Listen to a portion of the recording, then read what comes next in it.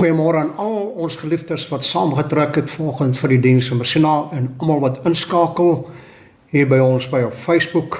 Ons is baie dankbaar en bly dat u gesondheid geniet en hoor nie van omstandighede nie, maar onthou net een ding, as daar omstandighede is, die Here sal reeds in die omstandighede en ons bly oorwin as oorwinnaars in hierdie stryd. Vanmôre wil ek u vra om baie ernstig en diep te luister na die woord van die Here. Ons gaan kyk 'n bietjie wat sê die woord van God en blaai 'n bietjie deur jou gedagtes om werklik jou in te skerp vir die tyd waar ons in lewe. Die woord wat ek vanmôre wil bedien raak ons tyd van vandag. Maar voor dit baie welkom dis aan elkeen en mag u vanoggend uit die hand van die Here goeie saad ontvang. En Veronica en jou nou daar in Komati Poort wil ek ook sê sterkte vir julle, trots op julle, julle byt vas, stoksel alleen, maar die Here is op die troon vir julle lewe. Maar ons kyk verder vanmôre en ons gaan kyk wat sê die woord van die Here. En die gedagte vanmôre, waak want skielik. Waak want skielik. En ek lees vir ons in Markus hoofstuk 13 vanaf vers 35 tot 37. Waak dan. Eerste woord, waak dan. Want julle weet nie wanneer die eienaar van die huis kom nie. In die aand of middernag of by die haan gekraai of vroeg in die môre nie. Dat hy nie miskien skielik kom en julle aan die slaap vind nie. Vers 37, let op. Wat ek vir julle sê, sê ek vir almal. Almal. Waak. Alles in vandag se lewe gebeur en verander op 'n geweldige spoed.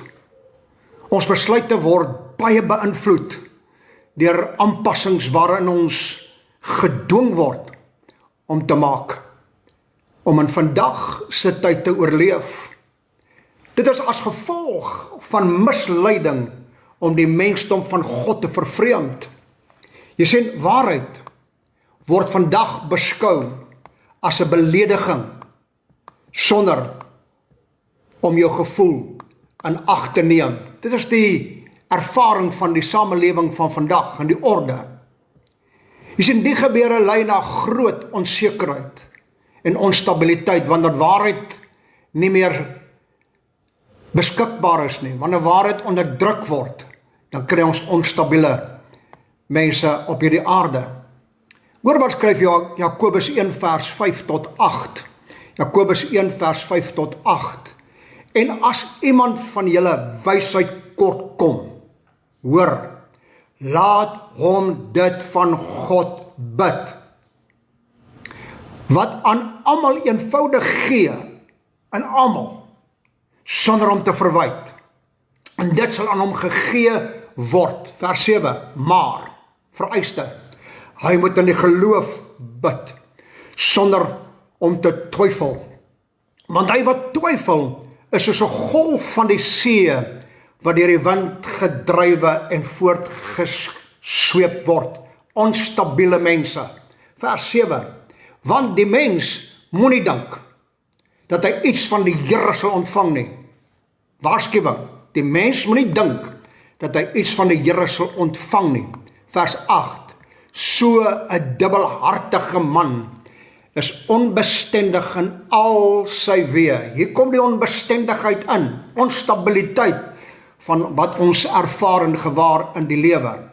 Of ons dit wil of nie wil erken, daar heers 'n groot onsekerheid by die mens wat lei na onstabiliteit. Die mensdom soek na oplossings en gryp na grashallings en word mislei deur die leuns wat ons opgedis word, omdat daar nie meer 'n liefde is vir waarheid nie. Ek lees vir ons in 2 Tessalonisense 2 vers 7 tot 10 wat hierdie saak bevestig. 2 Tessalonisense 2 vers 7 tot 10. Want die verborgenheid van die ongeregtigheid, let op wat ek vanmôre vir u bedien, let fyn op, want die verborgenheid van die ongeregtigheid is al aan die werk. Dis nie meer 'n verborgenheid nie. Net totdat hy wat Theo uit die weg geruim is. Vers 8, en dan sal die ongeregtigheid geopenbaar word. Hy wat die Here met die asem van sy mond sal verdelg en deur die verskyning van sy wederkoms tot nut maak. Wanneer word dit tot nut gemaak? By die wederkoms van Jesus sal hierdie ongeregtigheid duidelik na vore kom en tot nut gemaak word. Vers 9, hy wie se koms is volgens die werkinge van die Satan, met allerhande kragtige dade, luister baie mooi, met allerhande kragtige dade en tekens en wonders van wat? Van die leuen.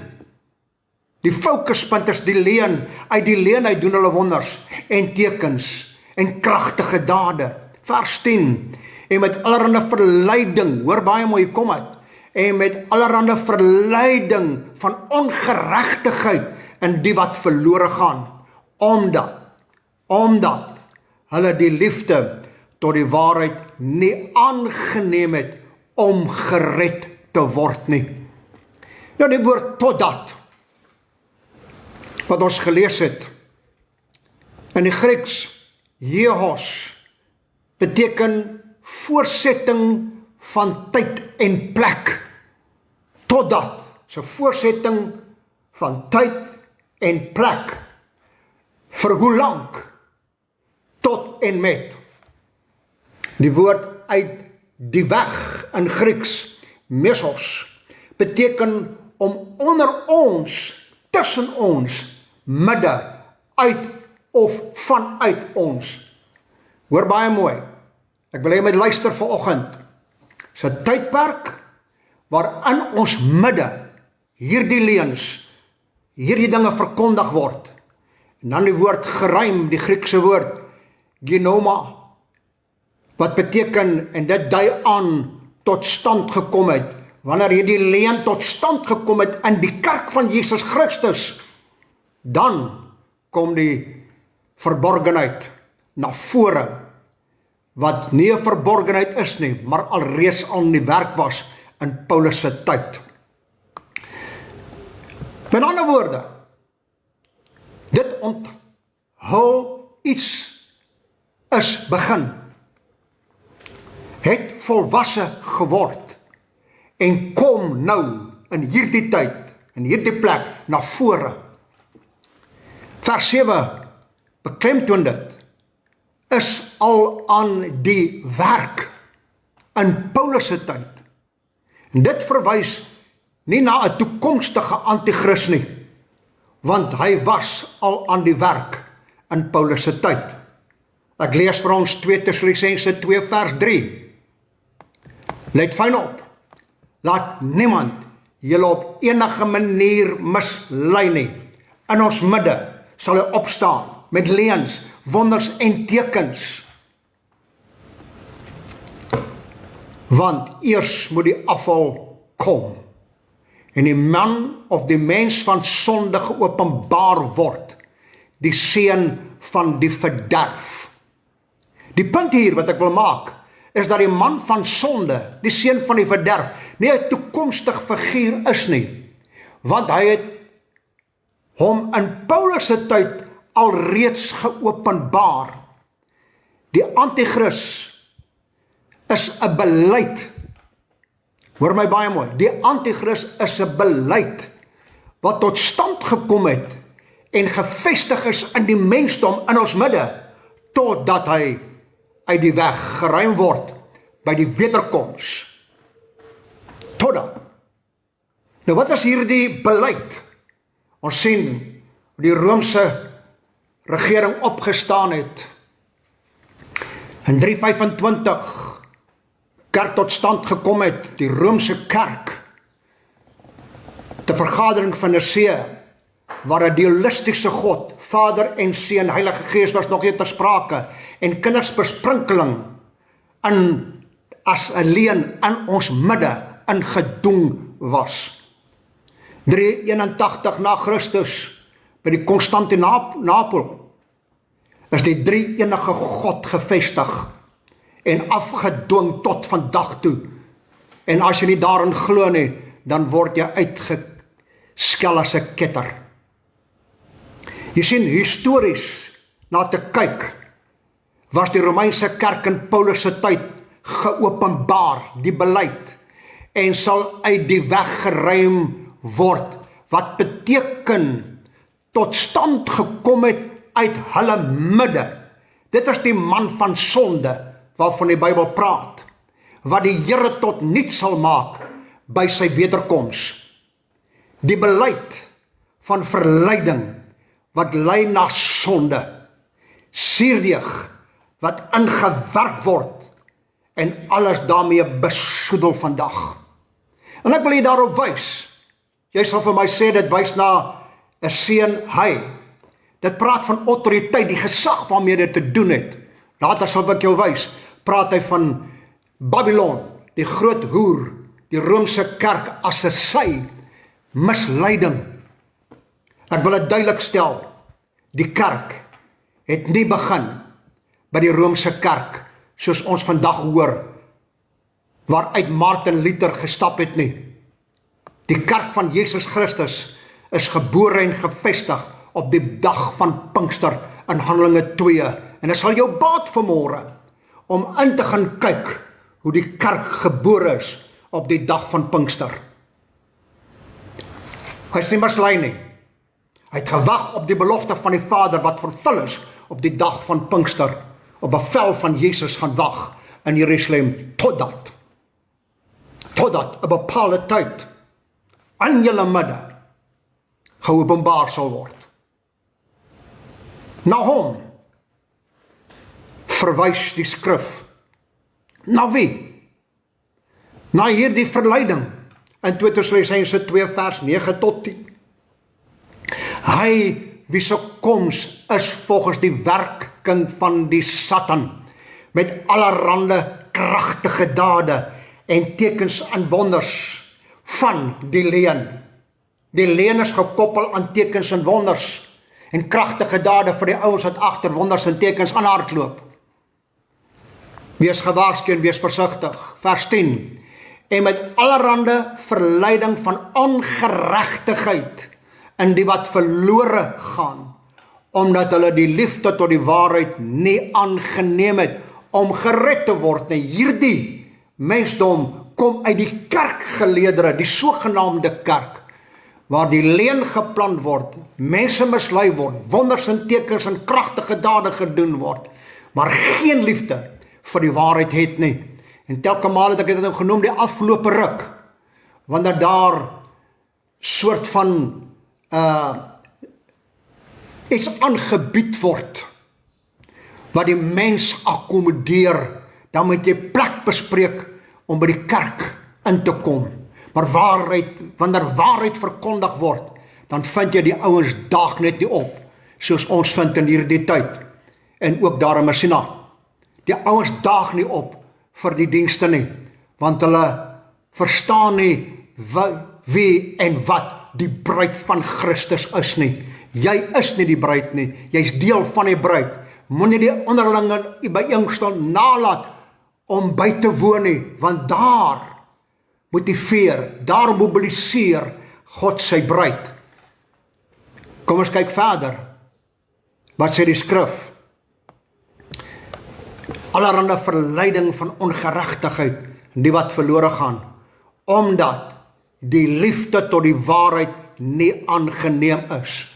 Jy sien, ek klem lê waarheid, want waarheid sal jy ken, en waarheid sal jou vrymaak. Niks anderste. 'n mooi diens, 'n mooi preek, 'n show wat gegooi word, maak 'n mens nie vry nie.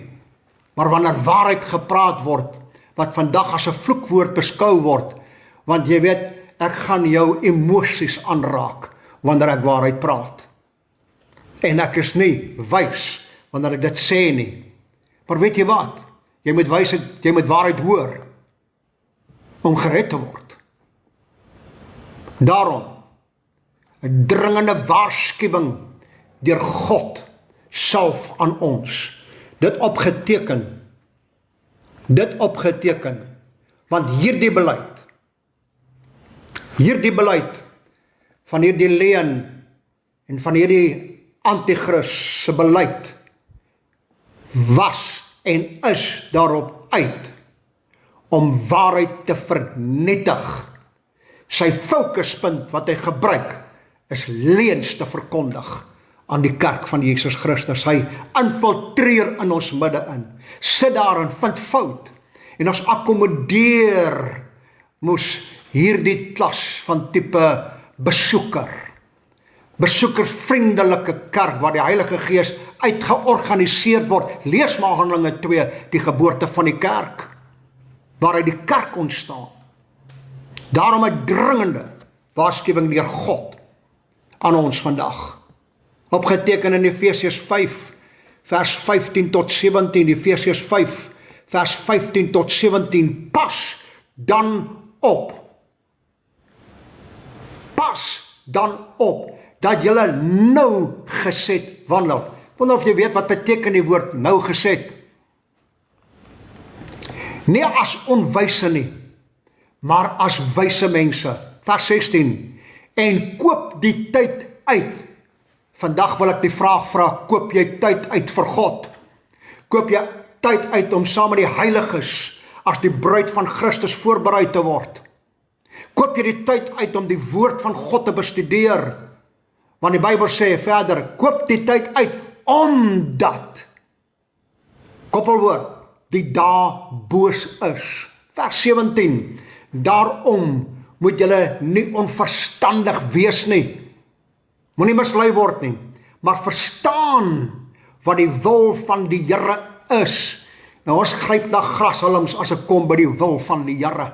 Gaan lees God se woord en vind uit wat is God se wil vir jou lewe.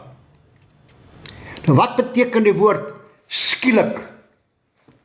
In Markus 13, wat ek gelees het, ons grondskrif, dit beteken onverwags en onbewus van skielik sal hy kom. Wat beteken die woord waak? Soos dit in die Heilige Skrifte opgeteken word, om uit die uitkyk te wees. Om uit die uitkyk te wees. As iemand jou kom besoek en sê ek is op pad, is jy op die uitkyk vir hom. Jesus sê, ja, kom, is jy op die uitkyk vir hom? Is jy waaksaam? Soos wat die skrif sê, aan almal sê ek, waak. Dit beteken in verwagting van Jesus Christus te leef. Jy verwag hom, jy leef daarvoor. Sy werk te doen, om aan te gaan, sy werk te doen. Niks kom tot stilstand nie. Sy opdrag te voldoen, wat hy vir ons gesê het, wat ons moet doen, voldoen daaraan. Ons self besig te hou, met dit waarin hy ons toevertrou het. Pas die waarheid op, my vriend. Dis wat die woord waak beteken. Pas die waarheid op, waak daaroor. Kortkom, dit beteken dit om daardie soort lewe te lei, wat as die môre afgebreek word in jou lewe en jy kom tot sterwe, jou tot 'n groot wins sal wees, en nie tot 'n tragedie nie. Nou waaksaamheid impliseer dat ons na Christus soek. Waaksaam soek na hom, want hy kom. Wees verwagtend en leef in verwagting van sy koms.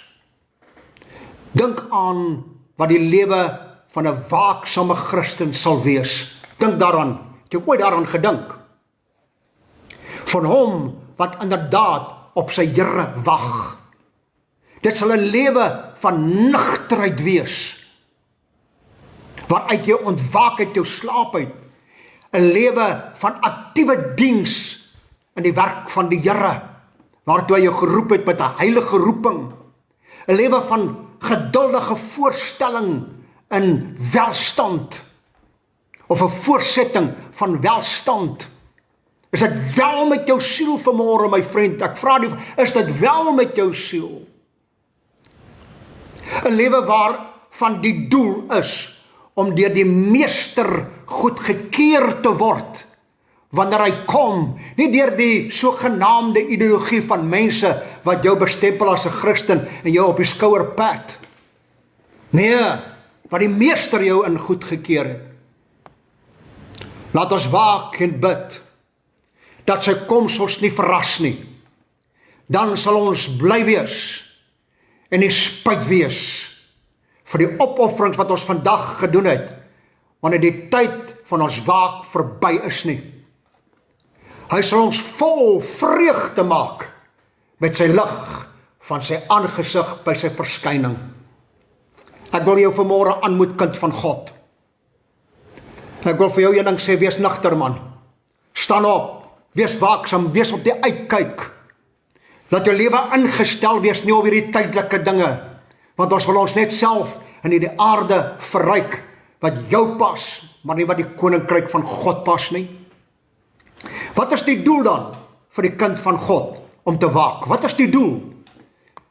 Ek lees vir ons in 1 Tessalonisense, hoofstuk 5 vers 1 tot 6, 1 Tessalonisense 5 vers 1 tot 6, maar oor die tye, en geleenthede, broeders, praat met heiliges, het julle nie nodig, dat aan julle geskryf word nie.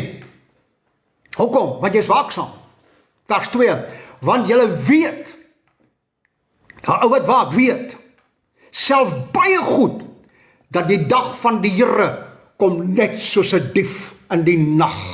Vers 3, want wanneer hulle sê, vrede en veiligheid, wat hoor ons vandag? Dan oorval ek 'n skielike verderf hulle, soos 'n baringsnote swanger vrou. En hy sal sekerlik nie ontvlug nie. Vers 4, maar julle broeders is nie in duisternis. Julle broeders is nie in duisternis, julle wat waak, dat die dag julle soos 'n dief sal oorval nie. Vers 5, julle is almal kinders van die lig en kinders van die dag, en ons is nie van die nag of die duisternis nie. Vers 6, laat ons dan nie slaap soos die ander nie, maar laat ons weer eens waak en nugter wees. Waak, want skielik, nou die ou wat waak, weet, hy kom, maar die ou wat nie waak nie, slaap, vir hom sal die koms van die Here wees soos 'n dief in die nag. God laat ons nie in die duisternis nie, my vriend. En ek wil jy met hoor wat ek vanmôre sê. Dat 'n ernstige tyd is wat ek vanmôre 'n boodskap oordra, is dit hierdie een vanoggend. Word wakker, ontwaak. Kind van God se lewe is aangestel om deur die goeie meester goedgekeur te word. Nie deur die mensdom en kerkdogma antiek nie. God laat ons nie in die duisternis nie. Ek hou vir jou voor 1 Petrus 4 vers 7. 1 Petrus 4 vers 7. En die einde van alle dinge is naby. Hoor jy? Waak. As God sê daai, dis naby. Wees dan ingetoe en nugter om te kan bid. Saam met dit Lukas 12 vers 35. Laat julle heupe omgord wees en julle lampe aan die brand. Is jou lamp vandag aan die brand? Of het jy nie genoeg olie? Wanneer die aankondiging kom, daar kom die bruidegom nie. Laat jou heupe omgord wees en jou lampe aan die brand. Jy sien, hierdie heupe omgord. In daardie tyd het hulle lang manelle gedra, lang kledingstukke, wat het moeilik gemaak het vir hom te hardloop. Daarom maak dit vas. Dis die uitdrukking van om heupe te omgord. Daarby lees ek ook vir jou Efesiërs 6 vers 14. En luister baie mooi. Laat of staan dan vas. Staan vas. Julle lende, met waarheid omgord. Hier kom die woord omgord weer tevoorskyn. Met die borswapen van geregtigheid aan. Jy sien, as jy die vasmaak nie, gaan jy nie hardloop, jy gaan jou trip en jy gaan val. Dis hoekom menigte mense val uit die kerke uit en verloor hulle saligheid, omdat hulle nie 'n liefde van waarheid gehad het nie, maar deur die leuen verlei is. Staan vas, my vriend. Julle lende omgord met die borswapen van geregtigheid, en daai woord lendene, om plain plat vir jou te verwys na 'n karkas van 'n dier. Praat ons van die Sirloin-steak, diersame steak, wat jy gaan eet by 'n restaurant. Dis diersaam. Koop dit met alles wat jy het. Koop waarheid. Waar vind jy die Sirloin-steak vir die ouens wat slagters is? Aan die bopunt van jou ribbes. Daar vind jy dit. Maak vandag, daarmee sluit ek af met jou in hierdie oomblikke, maak vandag die waarheid vas in jou. En moenie daarvan afwyk nie, om God jou daarmee, van die dag as hy kom, dat jy vry sal wees om te hardloop, die bruidegom tegemoet. Maar God vanmôre het die woord aan die hart ryklik seën. Maar God die oplig vanoggend, om waaksaam te wees, want skielik, moenie sê, jy's nie gewaarsku nie. Kom.